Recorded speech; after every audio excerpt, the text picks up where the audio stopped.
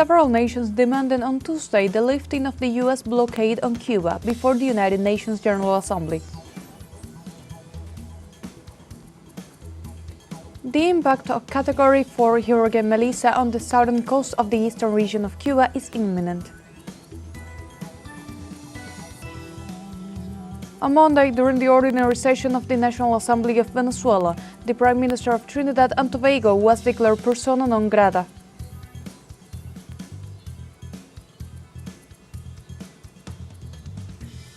Hello, welcome to From the South. I'm Sofía Fernandez from the teleSUR studios in Havana, Cuba. We begin with the news.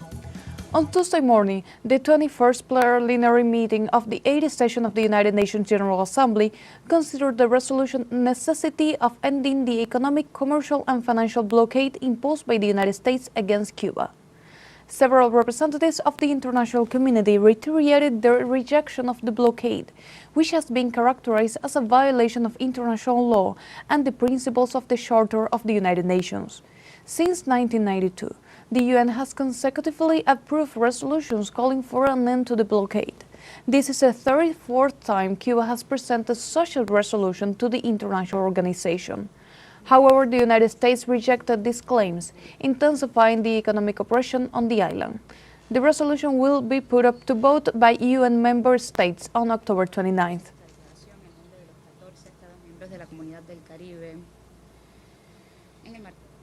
In this context, in use of the right to point of order, the Cuban foreign minister interrupted the U.S. representative to provide a strong response to his address.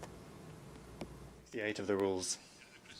The permanent representative of the United States is not only lying, substantively deviating from the subject, but is also grossly and expressing against his president, against the dignity of the Assembly and the member states. He is doing so in an uncivilized, crude and gross way that is not acceptable in this democratic forum. Mr. Waltz, this is the United Nations General Assembly. It is not a signal chat, nor is it the House of Representatives.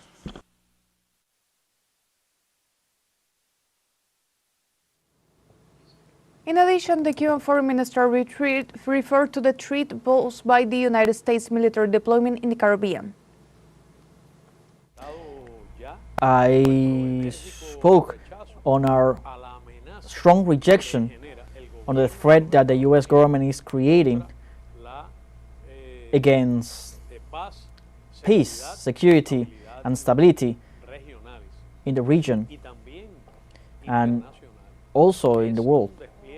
It's a military deployment that we know that it doesn't work to face scourges like drug trafficking, but it constitutes an existential threat against the independence of Venezuela and all other nations of our region, against sovereignty of all states.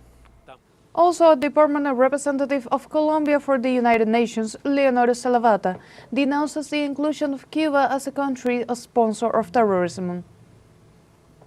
The unjust and unilateral inclusion of Cuba on the list of state sponsors of terrorism constitutes an unjustified measure that is aggravating the effects of the embargo and which ignores its historic contribution to peace.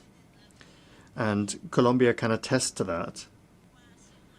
Cuba has been a fundamental actor in the pursuit of peace in our country, playing a central role in the achievement of the final peace agreement in 2016 between the government and the FARC-EP, and also supporting its implementation, particularly the processes relating to the ceasefire, disarmament, demobilization, and the reintegration of ex-combatants. Cuba described as disrespectful the speech by the United States representative to the United Nations General Assembly on the need to end the financial blockade imposed by Washington against the island. The Deputy Minister of Foreign Affairs on Cuba, Ana Yancy Rodriguez, described as disrespectful and uncivilized speech in Washington that dismisses the Cuban struggle and falsely accuses the Cuban government of threatening its national security and supporting terrorism, as well as violating the freedoms of its citizens. The Deputy Foreign Minister emphasized that despite the intimidating attitudes of the United States, the world will once again show overwhelming support for Cuba, as well as for the lifting of the blockade and for justice, truth, and international law to be respected for the Cuban people.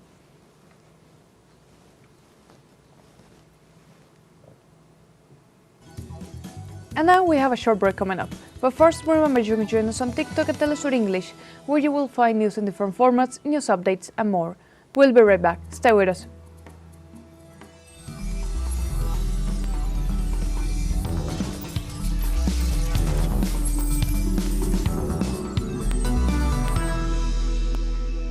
Welcome back to From the South. The impact of Category 3 Hurricane Melissa to the southern coast of the eastern region of Cuba is imminent and will enter the international territory through the municipality of Guamá in the province of Santiago de Cuba. The Meteorological Institute of Cuba and its latest updates on 12 a.m. local time reported that a hurricane is approaching the country with maximum sustained winds of 205 kilometers per hour. Its current position places Melissa about 85 kilometers south of Guamá and 130 kilometers southwest of the city of Santiago de Cuba. So far, the outer bands of this hurricane are affecting the eastern region of Cuba, with heavy rains that have recorded 61 millimeters accumulated in Holguín and 52 millimeters in Las Tunas. Hurricane-force winds will begin to be felt in the southern part of the eastern region from early morning, which will bring waves between 4 and 8 meters. Melissa will continue moving northeast at a speed of 15 kilometers per hour and is expected to make a landfall in Cuba any moment now. Over 735,000 people have been evacuated so far.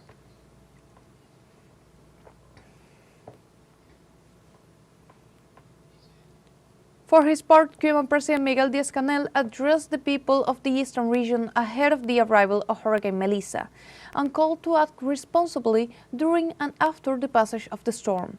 At the same time, the Cuban leader affirmed that multiple brigades are already on site to start the recovery operations as soon as the weather conditions allow them. We have worked intensively, responsibly, with great dedication and effort, in a timely and consistent manner. This has enabled us to evacuate a large number of people to safe places and to take measures to protect the main resources of the economy and the belongings of people living in areas that are particularly vulnerable to flooding, landslides, or other types of danger. Now the most important thing is for all of us to act responsibly, for the population to strictly comply with the measures and guidelines issued by the defense authorities at the regional, municipal, provincial, and national level. It should be noted that multiple teams are already in the eastern region of the country, in the provinces that will be most affected by this hurricane, to work in the recovery of the damages caused by the hurricane. In other words, there are already electricity brigades, water resource brigades, communications brigades, and construction brigades that will work together with the forces of each territory to repair the damages. In addition, United Nations agencies have made resources available to the country in advance, and a group of resources is already in place to provide assistance and care to those affected by this weather event. Also in Cuba, Army General Raúl Castro Cruz participated in the video conference led by President of the Republic Miguel Díaz-Canel Bermúdez with the National Defense Council and the provinces that will face the impacts of Hurricane Melissa. Through the Brigadier General José Amado Ricardo Guerra, he conveyed that he was keeping up to date with the evolution of the phenomenon and the measures adopted, and will continue to monitor the situation. In a message, Raúl expressed satisfaction with the responsibility with which the work has been carried out and the level of preparation achieved, while reminding those involved of the need to maintain maximum discipline during the event and in the following phases.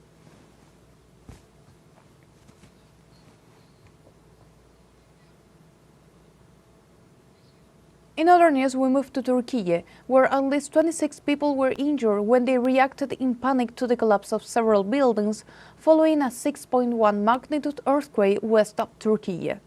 According to the authorities' report, citizens were injured after jumping out of windows or running away in a hurry in the province of Balıkesir.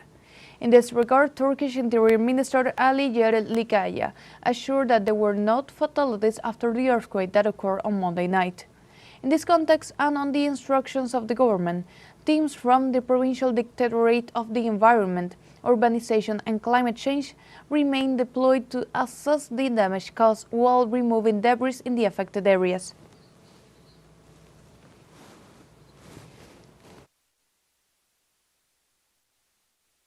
In the United States, the Senate approved a measure ending the national emergency declaration invoked to impose tariffs on Brazilian products.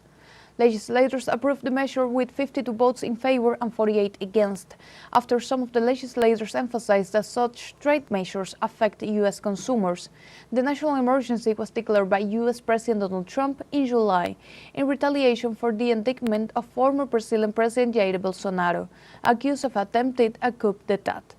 The state's actions takes place while the U.S. President is on a 5-day tour of Malaysia, Japan, South Korea and China. The House is expected to approve other legislative measures to end Trump's tariffs against Canada and other countries around the world this week.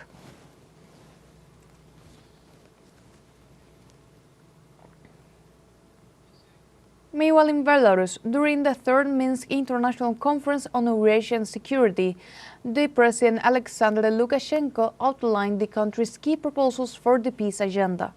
The head of state presented 4 proposals summarizing Belarus' commitment to promoting peace. Lukashenko's proposal focused on prohibiting sanctions on food and medicine, protecting critical international infrastructure, offering solutions to the migration crisis, and taking measures in the field of artificial intelligence. In addition, the Belarus leader emphasized that 80 years after the formation of the United Nations, it is crucial for international organizations to fulfill their missions of providing solutions to global issues.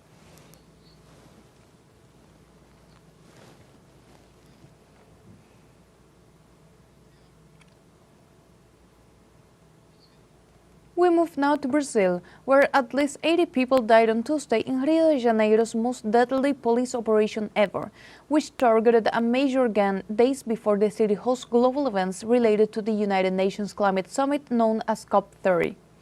Throughout the day, ambulances transported injured civilians and officials to the Getúlio Vargas State Hospital in Rio de Janeiro. Among them was Agent Marcos Vinícius de Carvalho, who died upon their arrival at the hospital due to gunshot wounds.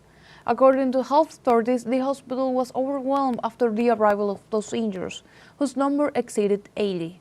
The so-called contention operation mobilized about 2,500 security forces in the favelas of Alemão and Pena.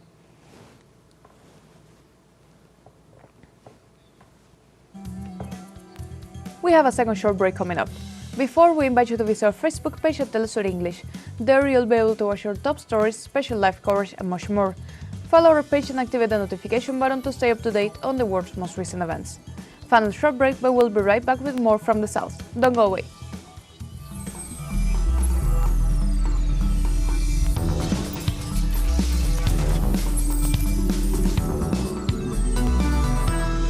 Welcome back.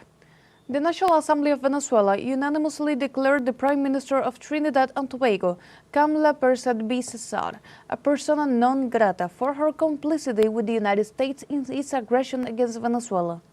The decision, backed by all political sectors in Parliament, was a resounding response to the government of Trinidad and Tobago's decision to open its doors to U.S. military forces responsible for criminal acts in the Caribbean.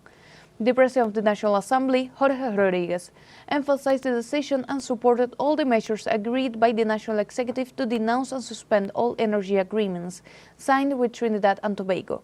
in response to the country's submissive behavior towards a foreign power.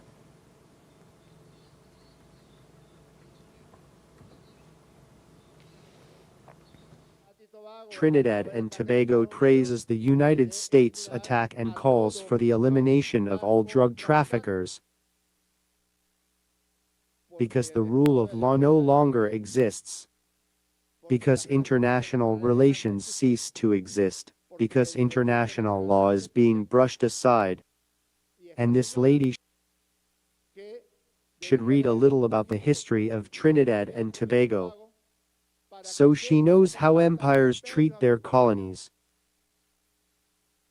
So they know how Trinidad and Tobago was exchanged for Minorca in the Treaty of Amiens, because it belonged to the Captaincy General of Venezuela, and how, after some skirmishes and battles between England and Spain, the two kings shaked hands yes, and how they exchanged them like trump cards.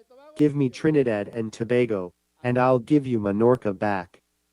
That is the fate of the colonies when they no longer serve the purposes of Marco Rubio. They will be discarded like rubbish. They will be exchanged for currency as they did in 1798 with Trinidad and Tobago. You should learn from your own history that this is the devil's embrace, that this will only lead to suffering and more acute poverty for the people of Trinidad. The President of the Venezuelan National Assembly, Jorge Rodriguez, also assured that for years Venezuela was generous with Trinidad and Tobago in terms of hydrocarbons. We don't need gas from Venezuela.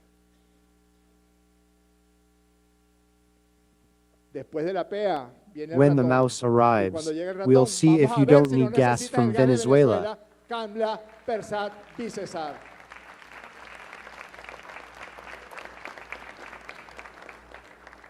Vamos a ver si no fue generoso como lo fue ese acuerdo. We'll see if it wasn't as generous as that energy agreement signed between one of the largest gas reserves on the entire planet, located in the Bolivarian Republic of Venezuela, and a country that has completely depleted its gas reserves. In this sense, protest continues in several states of Venezuela in defense of national sovereignty and in rejection of the imperialist war threats of the United States in the Caribbean. Venezuelan protesters described the actions of Trinidad and Tobago Prime Minister Camila Persad Becerra as provocative, who expressed her support for Washington's military deployment in waters near the coast of Venezuela under the pretext of combating drug trafficking. People also denounced the intentions of the CIA, which intends to carry out a false flag operation in Trinidad and Tobago with the aim of justifying an intervention in Venezuela. In this regard, the participants expressed their support for the Bolivarian government and the policies of Venezuelan President Nicolás Maduro. Nosotros los venezolanos y las venezolanas siempre.